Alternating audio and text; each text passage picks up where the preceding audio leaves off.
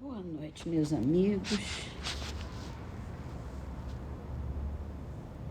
Queria falar um pouquinho antes da gente começar. Eu tenho lido o livro dos Espíritos todos os dias. Durante a semana, de segunda a sexta, eu leio a Gênese. E no fim de semana eu leio o Evangelho segundo o Espiritismo. Desde que eu comecei a fazer essas leituras, essa prece, eu tenho lido já li vários livros de Kardec. A minha intenção é ler mesmo a obra de Kardec. Então a gente já leu O Céu e o Inferno, já leu o que é o Espiritismo, já leu a Gênesis, os cinco livros básicos da doutrina. O livro dos Espíritos a gente vai terminar logo. E aí eu vou recomeçar. O Evangelho segundo o Espiritismo eu já li inteiro e estou recomeçando ele. São os dois livros mais importantes da doutrina, né? A Gênese, o Céu e o Inferno, a gente vai revezando aqui, por enquanto. A Gênese deve acabar logo também. Então, eu só queria dar essa explicação e agradecer pela atenção de vocês,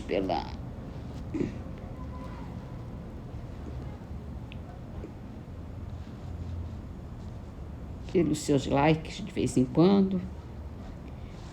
E vamos começar então hoje com esse livrinho. Esses livros eu vou mudando aí, são pequenos livros de bolso. Esse é o Agenda Cristã de André Luiz. A mensagem de hoje se intitula Realidades. A mulher extremamente adornada que você costuma desaprovar, em muitas ocasiões está procedendo assim para ajudar numerosas mãos que trabalham.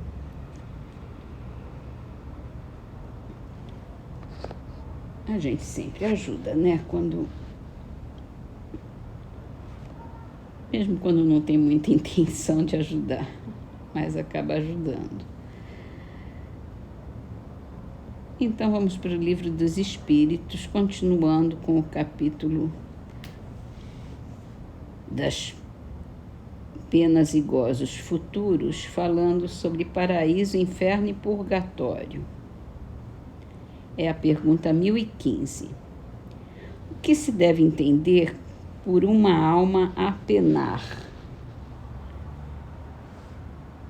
Uma alma errante e sofredora, incerta de seu futuro, e a qual pode-se proporcionar o alívio que muitas vezes solicita, vindo se comunicar conosco encarnados, né?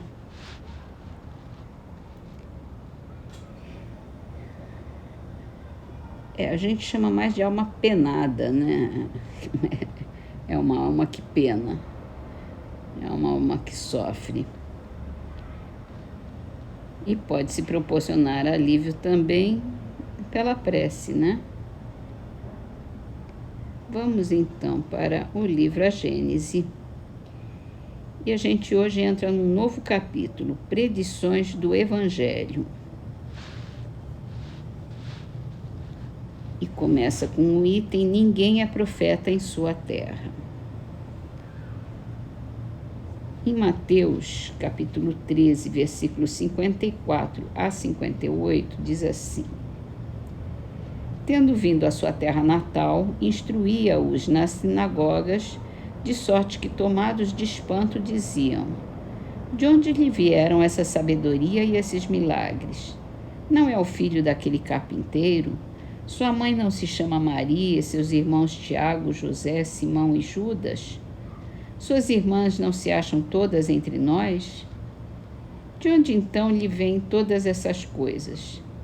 E assim faziam dele objeto de escândalo. Mas Jesus lhes disse: um profeta só não é honrado em sua terra e na sua casa. E não fez lá muitos milagres devido à incredulidade deles. Jesus enunciou dessa forma uma verdade que se tornou provérbio, que é de todos os tempos e a qual se poderia dar maior amplitude dizendo: ninguém é profeta em vida. Na linguagem usual, essa máxima se aplica ao crédito de que alguém goza entre os seus e entre aqueles em cujo seio vive, a confiança que lhes inspira pela superioridade do saber e da inteligência. Se ela sofre exceções, são raras estas e em nenhum caso absoluta. O princípio de tal verdade reside numa consequência natural da fraqueza humana e pode se explicar desse modo.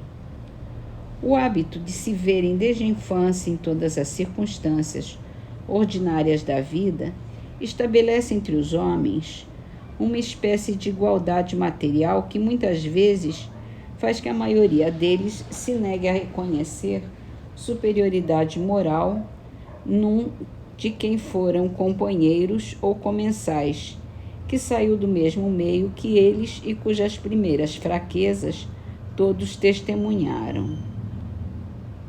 Sofre-lhes o orgulho com o terem de reconhecer o ascendente do outro. Quem quer que se eleve acima do nível comum está sempre em luta com o ciúme e a inveja.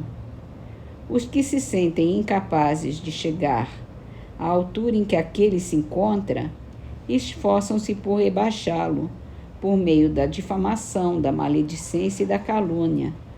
Tanto mais forte gritam quanto menores se acham, acreditando que se engrandecem e o eclipsam pelo arruído que promovem. Tal foi e será a história da humanidade enquanto os homens não tiverem compreendido a sua natureza espiritual e alargado seu horizonte moral. Por aí se vê que semelhante preconceito é próprio dos espíritos acanhados e vulgares, que tomam suas personalidades por ponto de aferição de tudo.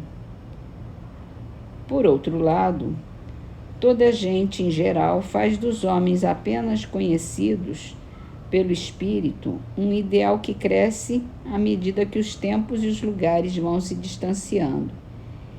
Eles são como que despojados de todo cunho de humanidade, parece que não devem ter falado nem sentido como os demais, que a linguagem que usaram e seus pensamentos hão de ter ressoado constantemente no diapasão da sublimidade, sem se lembrarem, os que tal imaginam, que o espírito não poderia permanecer constantemente em estado de tensão e de perpétua superexcitação.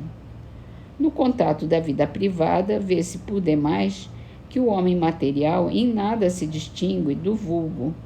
Do vulgo é do homem comum.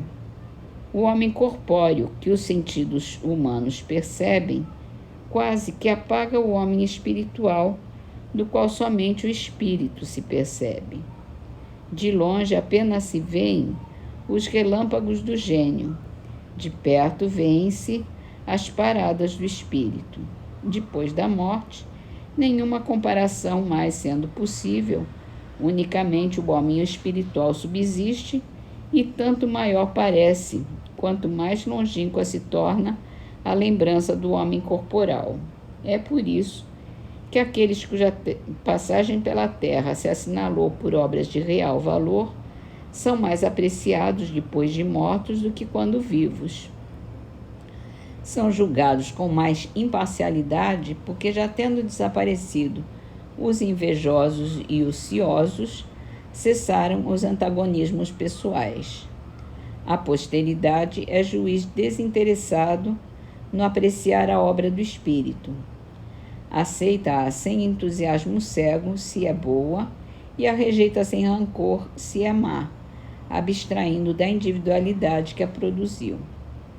Tanto menos podia Jesus escapar às consequências deste princípio inerente à natureza humana, quanto pouco esclarecido era o meio em que ele vivia, meio esse constituído de criaturas votadas inteiramente à vida material. Nele, seus compatriotas apenas viam o filho do carpinteiro, o irmão de homens tão ignorantes quanto ele, e assim sendo, não percebiam o que lhe dava superioridade e o investia do direito de censurá-los. Verificando então que a sua palavra tinha menos autoridade sobre os seus, que o desprezavam, do que sobre os estranhos, preferiu ir pregar para os que escutavam e aos quais inspirava simpatia. Pode-se fazer ideia dos sentimentos que para com ele nutriam os que lhe foram aparentados, pelo fato de que seus próprios irmãos, acompanhados de sua mãe, foram a uma reunião onde ele se encontrava para dele se apoderarem. Nas palavras do Evangelho, da Bíblia, dizendo que perdera o juízo. Está em Marcos, capítulo 3, versículo 20 e 21 e de 31 a 35. Assim, de um lado, os sacerdotes e os fariseus o acusavam de trabalhar pelo demônio.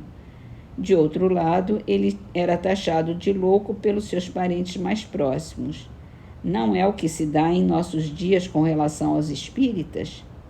E deverão estes se queixar de que os seus concidadãos não os tratem melhor do que os de Jesus o tratavam?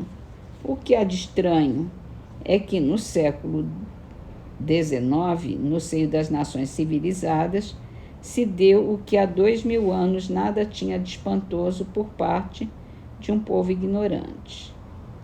E nós já estamos no século XXI e tudo continua quase igual. Vamos então encerrar nossas leituras com a poesia